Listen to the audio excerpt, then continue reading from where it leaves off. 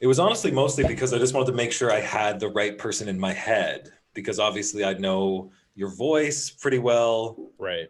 Obviously, I think I've probably heard like several hours worth of you speaking on various topics.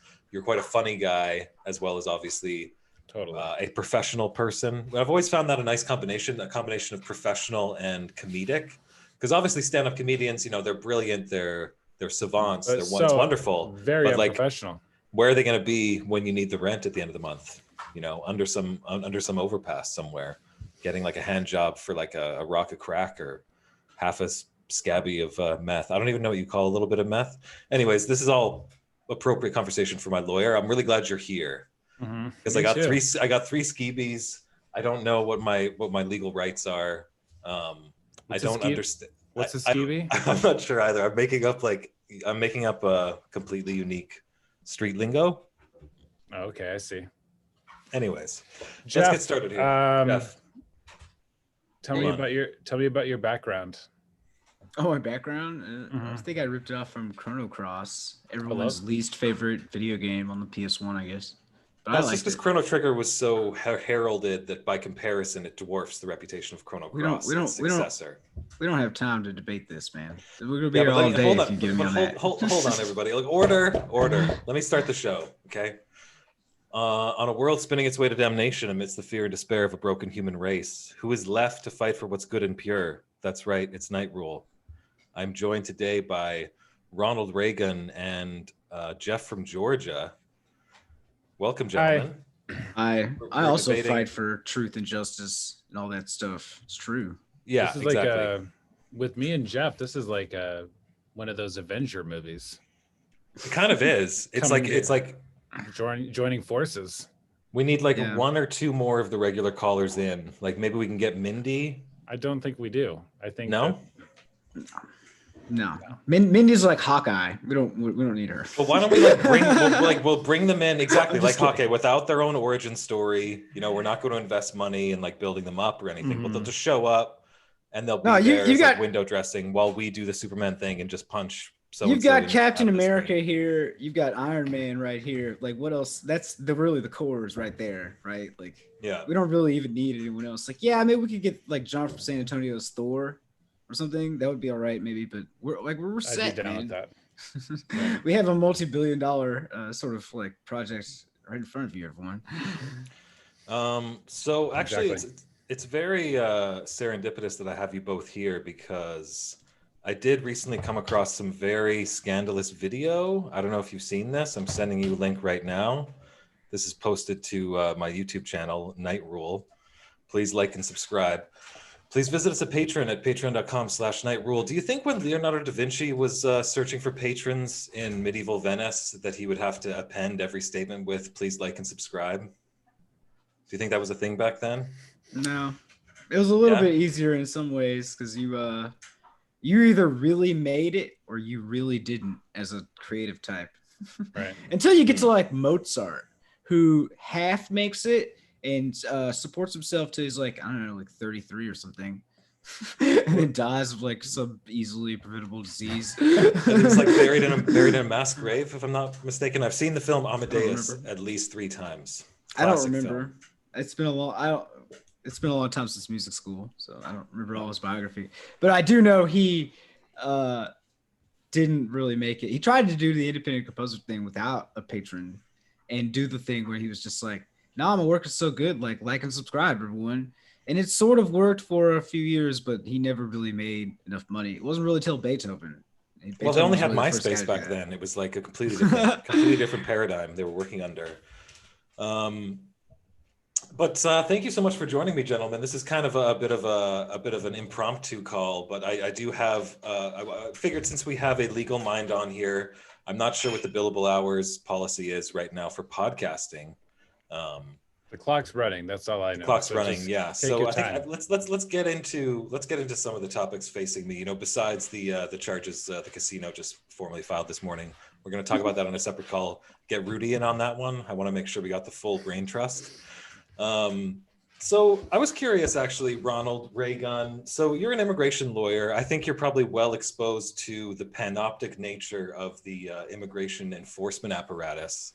And I wanted to ask, as a legal mind, is the panopticon or panopticism something that you've come across as like an idea? And is it something we could potentially talk about? Have you heard about this? Jeremy Bentham, prison designer. I don't even know that word that you're saying. What is that word? Am I I'm down? vaguely familiar with it. It's about like a prison architecture. Prison architecture, yeah. So it was like a utilitarian philosopher, Jeremy Bentham, in I think the 18th century designed this. This one was built in France, and basically Are you regretting having me on already? No, not at all, not at all. We're gonna get into all kinds of like lawyer jokes in a little bit here. Don't worry, we're gonna bring it back down. But like this is the part, like Night Rule is kind of like a little party. So the way I like to start a party, you know, to be a good host, generally in real life, back when parties were a thing, I'm not sure if that might be civilizational lost knowledge at this point. But I always like to bring up a really deep and interesting philosophical question, just to put everyone a little like. Make everyone a little uncomfortable because they're like, oh shit, like, are we here to talk about this shit? Like, what the fuck? It's an alpha move. You're just trying to. Yeah, it's true. You're swinging it around, showing off your vocab. Anyways, no, but seriously, you're the first lawyer that's been on the podcast. Okay, so I've got like this pent up thing. Okay, so the Panopticon was a prison where you built a big ring, and all the cells are on the outside of this big ring, right? And then in the middle, you have a guard tower. And the guard tower can rotate. So it's basically a mechanism to be able to view the prisoners more efficiently so you can employ fewer guards because you just have this centralized watchtower and then they're all on the outside. But what they found was that because the prisoners didn't know when they were being watched and when they weren't being watched, they would assume that they were always potentially being watched. And over years, they would like literally lose their minds and they all would like become deeply insane and deeply troubled from this. And then cultural theorists use this as a metaphor to say that culture and politics and society can be panoptic. You know, like a feminist scholar would say there's a panoptic nature to the way like patriarchy views women, and women feel like they're always being watched and they need to self-modulate their own behavior.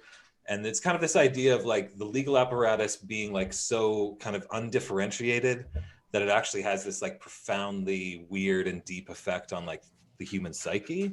And I'm curious, like, is like from someone who's actually been on the ground, you're an immigration lawyer, obviously, you know, I'm sure you've worked a lot of different cases. You've worked with a lot of people that have probably kind of been under the brunt of various state apparatuses. And like, does that affect their psychology, you think, in unpredictable and bizarre ways? Oh yeah, for sure. And actually, I've been doing this for about 10 years, but it was last year I had this case that really, I think, highlights this point that you're making. So there are certain types of removal defenses where you have to prove, in order to avoid deportation, that the kids or the spouse or the parent, if they have legal status, will suffer some sort of extreme hardship if the foreign national is deported, and has to be above and beyond what you would normally expect from a deportation. And so we had this case with only one qualifying relative, and she was a teenage daughter. She was born in the United States. She was like 18, about to go off to college. No major medical issues, the kinds of things that you would normally, look for in a case like this. And so we were sort of grasping at straws. We had her go do a mental health evaluation with the forensic mental health evaluator. And it came back that when her mom was arrested by ICE the first time, first and only time, the mom was going to school to drop off this girl who was like 11 at the time. And so they pulled her over, they arrested her, and then ICE took her to school and dropped her off, having just taken the mom, who was a single mother. Not that it would really matter if she was happily married, it's still just as bad. And the evaluator, I think, did a good job of teasing this out and showing how this had really stunted certain aspects of her development. She was overly dependent on her mother in a way that you wouldn't normally expect to see for somebody her age. She was, afraid to be alone, or for her mom to be alone, things that, I mean, of course, right?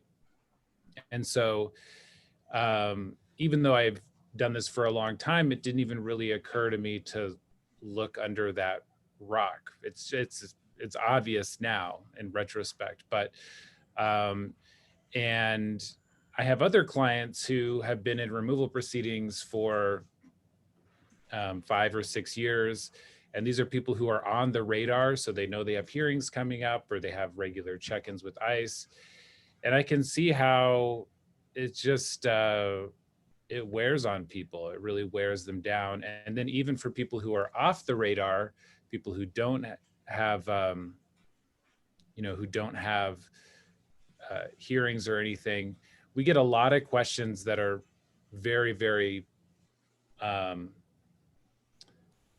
the one hand, they seem paranoid, but on the other hand, they're perfectly rational when you consider the types of real threats that exist. So there will be rumors that go around that ICE is at Walmart, right? And don't go to Walmart. There's a Facebook groups where these things get passed around, or what happens if I get $5 in food stamps for my child? People have an idea that the government is all just one big thing, and if my kids get food stamps, all of a sudden there's a black helicopter that's going to swoop in and we'll all be arrested. And so it's a weight that I try to understand, but I don't think I can totally understand. Yeah, it's probably true. Like for me too. Like I mean, I've led a pretty comfortable life. I don't think I've ever been in a situation where like there was a state apparatus that was just this ungeneralized, omnipresent potential kind of threat always on the horizon. It makes me think of like how things like again, like say like an immigration system, or the laws around immigration, or law enforcement in general, and the state apparatuses and the legal apparatuses, but also there's people like you. We have this adversarial legal system with defense and prosecution, and like to what extent as an immigration lawyer would you say is you've got these laws and law enforcement that are kind of dehumanizing people, and then a defense attorney like yourself is actually going to come in and try and humanize the people in front of a judge to say, look, these are actually people and this is their story and this is, you see it from their perspective. Like, is it fair to say that that's a pretty huge component of like what you do, or am I way off base there? No, for sure. I mean, that's a lot of what we do is storytelling and trying to tell the story of our clients, where they're from, what their family life was like growing up, the kinds of things that they do, and what motivates them. And then, at least in the removal context, you're trying to put the judge in the position where he gets to be the hero of the story, right? Like, you get to right this wrong that could happen, or you get to be the one who makes this right. And so, you want to think that the judges are,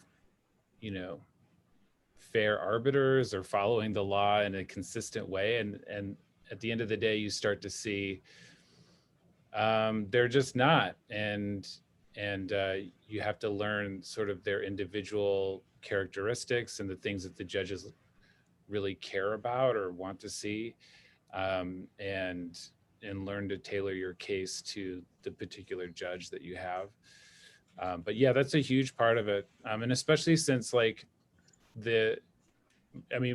typically if you're in removal proceedings, this isn't always the case, but you've got some sort of criminal history, some sort of encounter. And there's huge numbers of people, including, liberal Democrats, who think like, well, yeah, he's got kids and he's, worked here for 20 years, but he did a DUI. And so, he shouldn't have done, So the penalty for that ought be exile, like, right. like, Roman Empire style. Right. Yeah. And if he didn't want to be in this situation, Shouldn't have drank and drive. Shouldn't have DUI'd. And so, and I'm not pro DUI, but I will say most of those liberal Democrats or judges have probably DUI'd. Well, like where does this moralism come from then? There's like this base like quasi puritanical moralism that you still see just pop up all the time. You know, like there was some judge in Canada that famously said it was like a rape case where this young girl had been assaulted. I think she was 14 at a mall, and he said something like, "Oh, well, you didn't go there dressed in petticoats," type thing. Mm-hmm. And it's like that's like where is that kind of like weird, bizarre, quasi religious moralism something that you have to work against constantly? Where you're like, okay, well, this person just like sees things in moral terms and they consider themselves in some kind of moral in group. Like, I mean, there's a lot of right-wing evangelical type judges, I would imagine, mixed in to the system, right? Republican appointed. Yeah, there's a lot of that, and it manifests itself in different ways. Some judges are very particular about taxes. We had a guy who his case was perfect, but he had one dependent who was like a nephew from literally 7 years prior, and the judge set the case over so he could get his taxes fixed. The judge was like very angry about it, and the judge is not a tax lawyer. He doesn't really know if he could claim this nephew or whatever. But on the other hand, I've had white collar tax lawyers tell me your tax returns are just a first draft.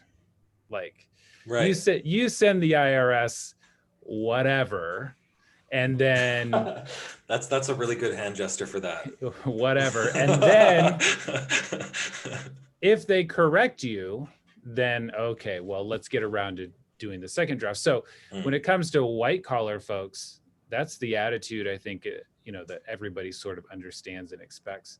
But for immigrants, it's like, wow, I can't believe that you claimed a child that our complicated tax code says you can't technically claim.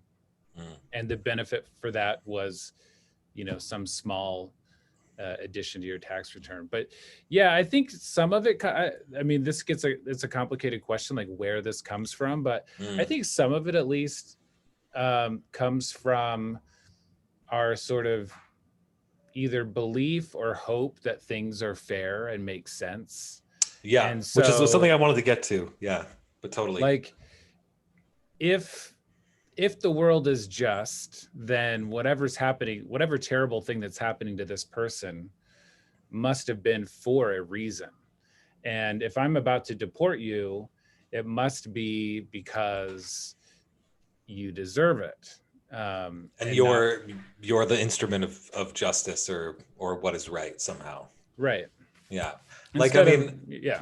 Instead of, it reminds me like Chapo recently had an interesting take. I think they were talking about Law and Order and how old Law and Order really doesn't hold up anymore, because you watch old Law and Order now and it's like Sam Waterston is just like standing up for what's right, kind of the inheritor of like that Atticus Finch from Kill a Mockingbird tradition of like the lawyer making the great case and saving the day in a system that works. It's like nobody can fucking look at the old Law and Order and like that world where the system works and we believe in it is like long past. I would say something more broadly about this sort of phenomenon in America, because I think you both cottoned on to something very important to me that's way bigger than anything we've talked about so far. Please, we're being presided over by the judge Jeff His Dudeness presiding. Thank you. Yeah, honorable judge. You couldn't find anyone less qualified for that. What I wanted to say though is that this is a little bit dark, I suppose, but more and more in the economy, law, immigration, even just the general sort of like life milestones that people are traditionally supposed to hit, starting a family, getting a good job, benefits, saving for retirement, buying a house, etc., like acquiring material prosperity and a free existence in America. There is more and more in myriad ways, different sects of people who have all reacted to it differently, but all have cottoned on to the same thing, which is that nobody really believes in this anymore. Like, people are more and more figuring out like money fake. Okay, if you really want to get ahead in the world, what you do is you get lucky with fucking GameStop shit, or you fucking cryptocurrency mine, or start a fake Dogecoin, Yeah, which is fake now it- like fake it worth till you more make than it. Ford, or you just take out a What can bunch you of get like away with? free Amazon. money, or you just take Yeah. a bunch of free money from the government because the Federal Reserve just makes it out of thin air, and it can actually just make money Totally. appear in people's bank accounts. People know this now, and people also know intuitively through like 40 years at least of stagnant wage growth that getting a job and working hard and playing by the rules, your efforts won't be rewarded. Probably not. Not even if you're a white dude like me and you guys anymore in America. And this is just one more example of how like our confidence in it's a lot of times described by liberals as a loss of confidence in institutions, and that's fine enough, I guess. But I think it's even deeper than that, because a lot of these like this is not so much about institutions. It's a very way of life, the way that we've structured American society to perform. Nobody really believes in it anymore. Everyone recognizes at some level that the only rational choices for you as an individual are to cheat or to try to like escape in some way. That's it. Yeah, I think it's definitely a really important point to like not like it's not just about confidence in the legal system. There's a confidence in all elements of the social order, I think. I actually had a good idea for a TV show. Okay, it's about a ragtag trio of people who take the law into their own hands, quote unquote. But really, we're just a ragtag group of attorneys fighting against the evil guys. You know, standing up for the little guy. I call it Retainer. Is the name of the show. What do you think? You guys down? No, Maybe, I feel people like they already workshopping made that. Isn't that JFK by Oliver Stone? There was actually in the 90s, there was an amazing, it might have been a Canadian show. I think it was called Dark Justice. It was about a lawyer who gave up on the legal system. He lost faith in the legal system, so he became like this biker vigilante. It was amazing. It was amazing. There's got to be a comic book hero where like there's some lawyer who gets It's like every disillusioned. Daredevil, yeah. Is he's a lawyer who gets disillusioned basically, but doesn't he keep practicing law though? That's true. Like, He so does keep practicing So law. I'm thinking about one that just totally like says, fuck it. Like the law is bullshit. Like I'm going to start carrying a 357 Magnum and wearing a ski mask, right? Like, let me ask you actually on the same topic though, Raygun, like as someone who works in the legal profession and also exists in a world where, you know, the depictions of the legal system and all kinds of legal themed stories are just omnipresent, you know, what is it like to interact with clients who may have been watching CSI or Law and Order or whatever the fuck else for 6 hours a day before coming and talking to you? Like, is that something you have to like fight against, people's perceptions of like what's real and what's not, and their impressions of what the legal system is just from like TV and movies? I just imagine your job is exactly like Harvey Birdman, attorney at law. Well, I don't know. Probably a little different with immigration law. Yeah, most of my clients are Spanish speaking, and they consume media that's probably quite different from mine. And also, there's not like a ton of depictions of immigration stuff in popular media. That's true. There's not a lot. What I would say is, just going back to what we were talking about before, there is this sense that like, hey, this thing that you're telling me, this result that, you know, I came to you to figure out how I could get my green card, and you're saying it's literally impossible. Like, how could that possibly, like, it doesn't compute, because people, first of all, see other people around them getting status who they feel are less deserving. And then they look at their own life and they say, well, I'm a good person. I pay my taxes or whatever. And they're disqualified because of some bullshit. And so I don't know about specific media that they've consumed, but people do come to it with a sense that there will be some fairness to this. And I often tell people, whatever you think the process should be, it's going to be the opposite. So if you think that like it should be this way, it's going to be something totally. If you walk in and you're thinking, oh, I've got a really good case, I bet when I talk to the lawyer, he's gonna be like, oh yeah, this is gonna be pretty easy actually. Ooh, we can take care of it. And you're gonna walk in there and be like, oh, you know, actually your case is you know, according to some, you know, of our like incredibly Byzantine immigration laws. Yeah, people will come in. You can't come in. You can't say. Yeah, people will come in thinking they have 3 or 4 options, and instead it's like you could be arrested at any moment and you'd have virtually no rights, and you'd be deported, and you'd be facing a 20-year bar to reentry. Yeah. No matter what family you have or whatever the equities. The other dynamic that we see from white people, I've talked about this before, I think, but I think I know what you're gonna say. white people love to come to a consultation with their Hispanic, and it's usually a grower or a farmer. Sometimes it's like, he cuts my grass. First of all, like, you don't need to fucking be here. Like, this isn't about you. I don't know why you came. They make a big deal about how they paid for the consultation or whatever. And then they think that they have some sort of white magic wand that they can wave, by virtue of being a white person. Less explicitly than this, but this is No, they're checking off the "but I'm white" box on the forum, which sometimes works in their defense. That is a checkbox you can check off. Like, I remember I was thinking about applying for a job in China, and there was a checkbox on that application form, for example. So it's a little hard to understand when that checkbox will apply. Well, that's a good point. It's probably a learned behavior. I mean, they didn't come up with this out of nowhere. This is something that's worked for them before. And it's the way that society is structured. And so, and you see it enough that it's, okay. But they come in and they think that they can do something. And I had one lady come in with a former Scandinavian exchange student who was back visiting. And she's like, we've decided we're going to wait on citizenship. And for now, we're just going to get like a work permit. And he's here as a tourist. Like, you're not allowed to work even for 5 minutes. You're not allowed to do anything but take pictures and buy souvenirs and then like get the fuck out of here. And so I told her, like, well, he's bilingual. The best thing he could do is go home, apply to a university in the United States, pass the TOEFL English proficiency exam, and then hopefully get a non-immigrant student visa.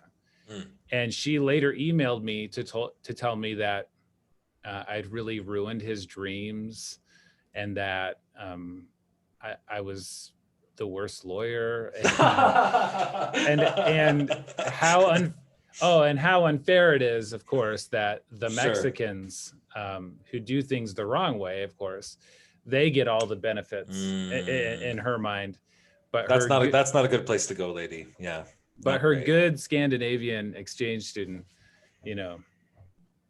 gets left out. So, yikes. Tragic. Yeah, I think you distilled the value. I mean, this is why these billable hours on the call today are worthwhile, because you just distilled what being a lawyer is, where you sit the person down and say, whatever you think the process should be and is, it's the opposite. Because that's a big coming to Jesus moment. That's a road to Damascus moment. I like that. I wanted to ask you as well, like, now this is kind of like a broad topic as well. We'll have to pick up the conversation another day, but people say that, America is a country of lawyers. I'm sure you've heard that. Like, in terms of the government, the most government, like a huge percentage are lawyers, right? And that's part of kind of the cult. Or at least have law degrees, Yeah, I mean, I'm not gonna. We could go through their credentials. I'm sure some of them are better credentialed than others, but I just say they're not really like attorneys. Because they don't really practice law. You need a law degree to do whatever. Yeah, that's true. That's true. That's a good point. But, people say conversely that, like, China is a country of engineers. When I heard you talking about how you have to know the judge and his tendencies, it's probably not too dissimilar from someone in China trying to get something done, having to know the party officials and what their tendencies are and how to kind of move them. But, like, would you bet, like, let's say over like 100-year time span, would you bet on a country made up of a government comprised mainly of lawyers, or a government comprised mainly of engineers? Who do you think is going to win in that fight in the long run? Whether you're a Bolshevik or not. I mean, obviously, I'm critical of the Chinese state. I think all nation states do horrible stuff, pretty much. Not equally, of course. But as a lawyer, are you on team lawyer still, would you say? Team lawyer. No, I don't think I'm on team lawyer. I actually think that know I've said this before. I think lawyers have the same problem that cops do, which is that it's a fraternity that doesn't like snitching, and so it becomes very insular and self-protecting. The guy who hired me out of law school, his big dream was to become like the McDonald's of immigration law firms, like to have an office in every city, and then he gets to just get money for existing from all these little offices, and he doesn't have to do much other Almost than like LegalZoom before LegalZoom or something. Yeah, exactly. Yeah. And he opened a bunch of offices. I left after 1 year, but he opened a bunch of offices, had thousands of clients. And then last year he decided he was just going to stop doing that / paying his bills and declare bankruptcy, which he hasn't filed for. So he committed theft on a huge scale. I mean, I've talked to dozens of his former clients who paid $6,000, $7,000, $8,000 for a process that was barely started or halfway started. And it's not like this guy, he's not on any kind of restitution plan or anything. He just walked away. And it took forever for the bar to even take action against him. And as far as I know, there's no criminal case for a guy who stole what has to be hundreds of thousands of dollars. I've also heard that generally, like to have somebody brought up and effectively disciplined in front of a bar hearing composed of other lawyers is incredibly rare. It barely ever happens. Okay, yeah, well, here's an idea. Anyways, I mean, I don't know about your question. I'm not smart enough to like to answer it sufficiently, but I have major issues with my profession. Well, I mean, actually, but I like to put a positive spin on things, especially in the wind down portion of the show. So let's say I was looking for an insular brotherhood that I could enter, and then who then would protect me in spite of my moral failings and any kind of like criminal or quasi or criminal adjacent actions I might pursue under my remit, just my personal interests. I mean, if you I call that my remit. So I mean, maybe I should go to law school. Maybe. No, I mean you can, but then I would consider a career not in law, but in like central intelligence. Now, is it true? I've heard people say that, like, for example, in Canada, it's really hard to get into law school, or maybe it's the opposite. In Canada, it's really hard to get into law school, but once you do, you know, you'll finish. But then in America, it's really easy, but it's really hard to finish. Or is it the opposite? Because I know in America, you can also just apply for the bar exam, a la Leonardo DiCaprio's character in Catch Me If You Can. By the way, I just expect you to completely comment on anything I saw on a TV show or a movie. I don't think you can just sit for the bar. I think that's false. Okay, but that's too bad. Yeah, I also don't know. Could I sit like at a bar and maybe like talk to another lawyer and pretend I was a lawyer, a la that show Suits, where a con man pretends to be a lawyer? Okay, you are allowed that's plan to do B. that.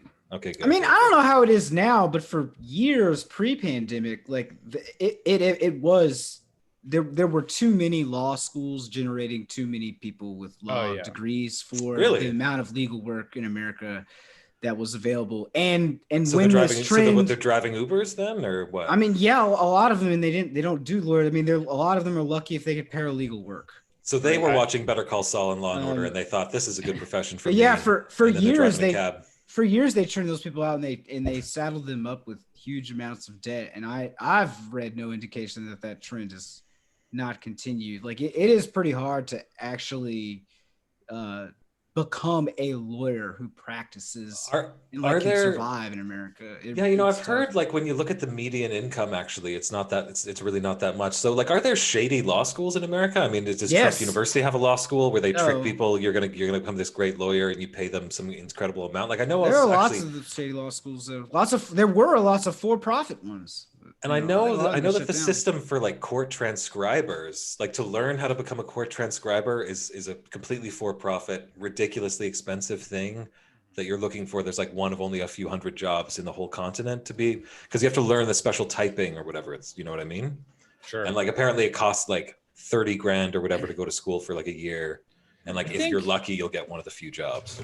I think my poorly rated law school, University of Oregon Law School, and I'm going off of a really bad memory, but I'm pretty sure they got in some kind of trouble a few years back for inflating their employment numbers and saying like everyone who goes here gets a job and it's amazing. And I started law school in 2008 when it was like the economy's shit right now, but this will all be over by the time we graduate and we'll be able to get jobs. I remember a classmate telling me that, and it wasn't true. It was still really hard to get jobs. And so a lot of people ended up back at their old jobs. One person I went to school with, I know, was back working at the Humane Society, which is great. It's a great place to work. It's not a great place to work if you've spent the last 3 years accumulating $150,000 in student debt. And now you're making the $18 an hour, or probably less, that you were making before that. But he's a lawyer now, so he can just abscond and just run off, and apparently like no one's going to prosecute him for just like fraudulent behavior. Like, I feel as though on a game of life level, even if I only have a 10% chance of becoming a working lawyer, I still have a 100% chance of attaining the kind of legal sheath to just go about my business in society however I please. Like, it sounds as though like becoming a lawyer is almost as though that guy who created his forged paintings and then became a art appraiser to validate his own forgeries. Like, it's on that level. It really, I mean, having a lawyer is not a get out of jail free card, but it seems like being a lawyer could be a little bit of a get out of jail free card. I mean, I'm joking on a certain level, of course. On a certain level, the real get out of jail free card. I mean, being a lawyer would be good, but having money is the thing that you need that you need. If you have money, then you're at the right parties and you meet the right people and you're friends with all the right circles, and then you can really do what you want. Now it's next level. But if you're just a guy with a law degree, I don't think that gets you very far. Okay. Because I did see that, Matt Damon's first big movie was The Rainmaker. So, and I saw that. So I don't know why you're the worst lawyer I've ever talked to. I can't believe you're crushing my dreams here. Like, it's just like. Actually, when I went to law school, they had a list of, for the summer before, like, here's some media that you can check out.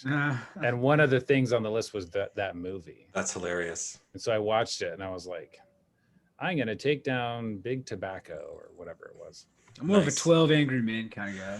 Oh, that's another great one. Listen, guys, we're running out of time. Skynet is cutting us off in 1 minute and 48 seconds. To give me the funds to upgrade my microphone, buy a teeth whitening kit, and upgrade my Zoom membership, please visit us at patreon.com/nightrule. Also, just to signify that you're ready to say yes to life, visit us at patreon.com/nightrule. Fresh mixtape up. I hope, speaking of legal fees, I've been doing these mixtapes of some of my favorite music on Patreon, and I'm hoping that I won't achieve, you can get an MA from DC University. I don't know if you guys have heard of this, the DC MA, Digital Masters of Arts. No, anyways, it's terrible. That's a legal joke. Okay, that went over like a lead fucking balloon. Anyways, if you want to get the mixtapes before the corporation shut me down via DCMA, please sign up now. So wonderful talking to you guys. Where can people follow you in the last minute here? Jeff? You can check me out on Twitter at JeffIsDudeness. I'm also the host and proprietor of the Dissident Peasant podcast. Also a Twitch stream at postrevolution.com. Yes, or twitch.tv/postrevolution. Check that out. Awesome.